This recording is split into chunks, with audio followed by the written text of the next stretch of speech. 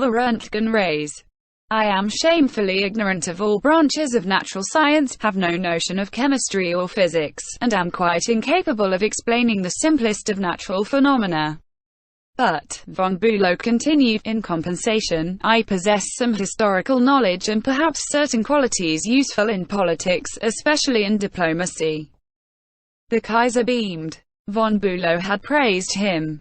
Von Bülow had exalted him and humbled himself. The Kaiser could forgive anything after that. Haven't I always told you, he exclaimed with enthusiasm, that we complete one another famously? We should stick together, and we will. Single quote. He shook hands with von Bülow, not once but several times. And later in the day he waxed so enthusiastic that he exclaimed with doubled fists, if anyone says anything to me against Prince von Bülow, I shall punch him in the nose. Von Bülow saved himself in time, but, canny diplomat that he was, he nevertheless had made one error. He should have begun by talking about his own shortcomings and Wilhelm's superiority, not by intimating that the Kaiser was a half-wit in need of a guardian.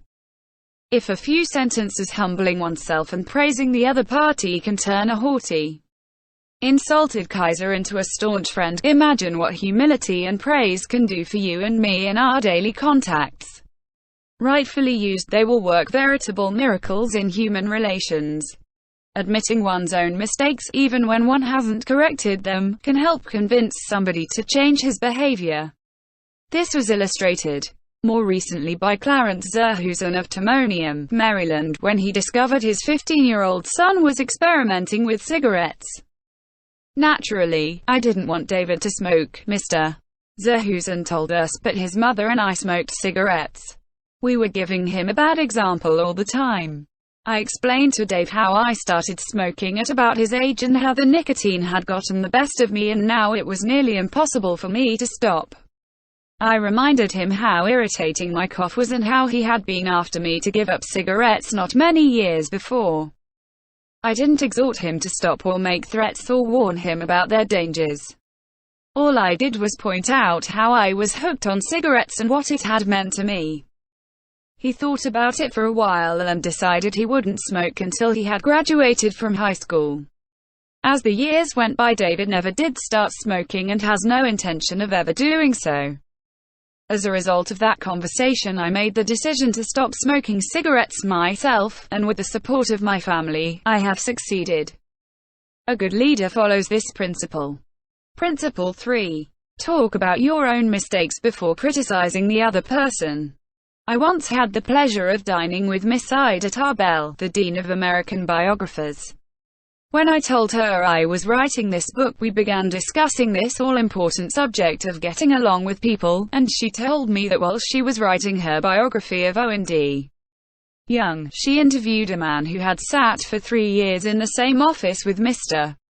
Young. This man declared that during all that time he had never heard Owen D. Young give a direct order to anyone. He always gave suggestions, not orders. Owen D. Young never said, for example, do this or do that, or don't do this or don't do that. He would say, you might consider this, or do you think that would work? Frequently he would say, after he had dictated a letter, what do you think of this? In looking over a letter of one of his assistants, he would say, maybe if we were to phrase it this way it would be better. He always gave people the opportunity to do things themselves. He never told his assistants to do things. He let them do them, let them learn from their mistakes. A technique like that makes it easy for a person to correct errors. A technique like that saves a person's pride and gives him or her a feeling of importance. It encourages cooperation instead of rebellion. Resentment caused by a brash order may last a long time, even if the order was given to correct an obviously bad situation. Dan Santarelli, a teacher at a vocational school in Wyoming, Pennsylvania, told one of our classes how one of his students had blocked the entranceway to one of the school's shops by illegally parking his car in it. One of the other instructors stormed into the classroom and asked in an arrogant tone, whose car is blocking the driveway? When the student who owned the car responded, the instructor screamed, Move that car and move it right now, or I'll wrap a chain around it and drag it out of there. Now that student was wrong. The car should not have been parked there. But from that day on, not only did that student resent the instructor's action, but all the students in the class did everything they could to give the instructor a hard time and make his job unpleasant. How could he have handled it differently? If he had asked in a friendly way, "Whose car is in the driveway?" and then suggested that if it were moved, other cars could get in and out, the student would have gladly moved it, and neither he nor his classmates would have been upset and resentful. Asking questions not only makes an order more palatable, it often stimulates the creativity of the persons whom you ask. People are more likely to accept an order if they have had a part in the decision that caused the order to be issued. When Ian MacDonald of Johannesburg, South Africa, the general manager of a small manufacturing plant specializing in precision machine parts, had the opportunity to accept a very large order, he was convinced that he would not meet the promised delivery date. The work already scheduled in the shop and the short completion time needed for this order made it seem impossible for him to accept the order. Instead of pushing his people to accelerate their work and rush the order through, he called everybody together, explained the situation to them, and told them how much it would mean to the company and to them if they could make it possible to produce the order on time. Then he started asking questions. Is there anything we can do to handle this order? Single quote. Can anyone think of different ways to process it through the shop that will make it possible to take the order? Single quote. Is there any way to adjust our hours or personnel assignments that would help? Single quote. The employees came up with many ideas and insisted that he take the order. They approached it with a "we can do it" attitude, and the order was accepted, produced and delivered on time. An effective leader will use ... Principle 4. Ask questions instead of giving direct orders. Years ago, the General Electric Company was faced with the delicate task of removing Charles Steinmetz from the head of a department. Steinmetz, a genius of the first magnitude when it came to electricity, was a failure as the head of the calculating department. Yet the company didn't dare offend the man. He was indispensable, and highly sensitive. So they gave him a new title. They made him consulting engineer of the General Electric Company, a new title for work he was already doing, and let someone else head up the department. Steinmetz was happy. So were the officers of G.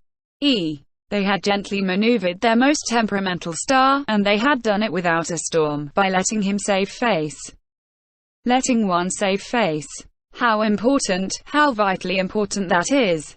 And how few of us ever stop to think of it. We ride roughshod over the feelings of others.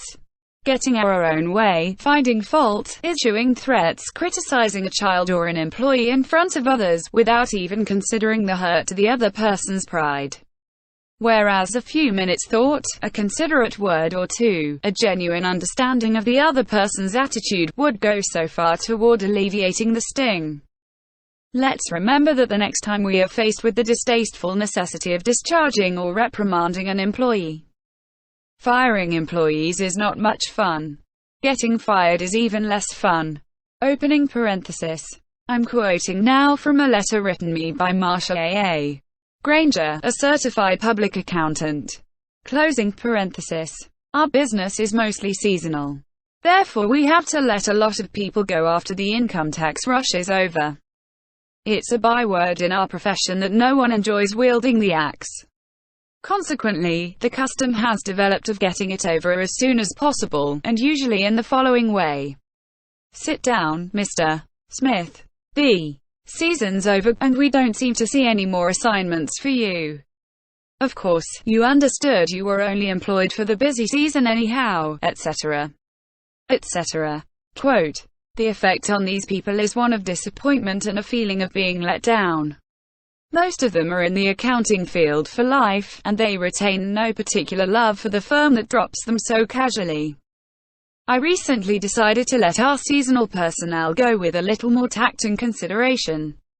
So I call each one in only after carefully thinking over his or her work during the winter. And I've said something like this. Mr. Smith, you've done a fine job. If he has. That time we sent you to Newark, you had a tough assignment. You were on the spot, but you came through with flying colors, and we want you to know the firm is proud of you.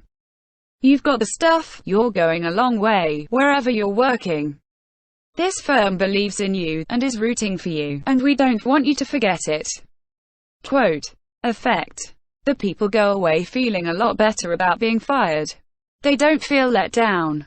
They know if we had work for them, we'd keep him on. And when we need them again, they come to us with a keen personal affection. At one session of our course, 2 class members discussed the negative effects of fault-finding versus the positive effects of letting the other person save face. Fred Clark of Harrisburg, Pennsylvania, told of an incident that occurred in his company.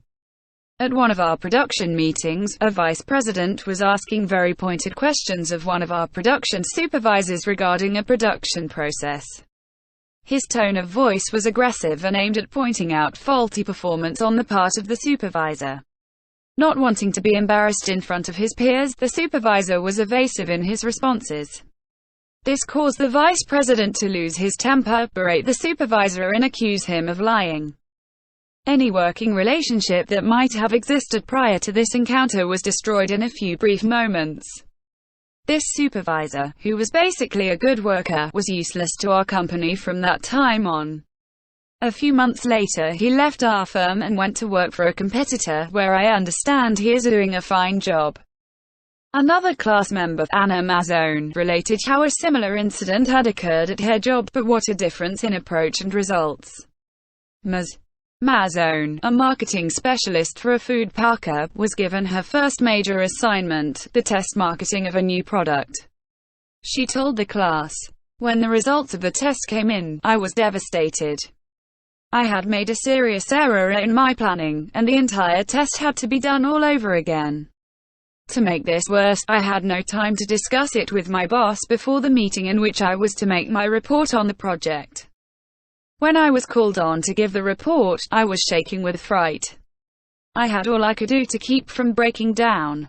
But I resolved I would not try and have all those men make remarks about women not being able to handle a management job because they are too emotional. I made my report briefly and stated that due to an error I would repeat the study before the next meeting. I sat down, expecting my boss to blow up. Instead, he thanked me for my work and remarked that it was not unusual for a person to make an error on a new project and that he had confidence that the repeat survey would be accurate and meaningful to the company. He assured me, in front of all my colleagues, that he had faith in me and knew I had done my best, and that my lack of experience, not my lack of ability, was the reason for the failure. I left that meeting with my head up in the air and with the determination that I would never let that boss of mine down again.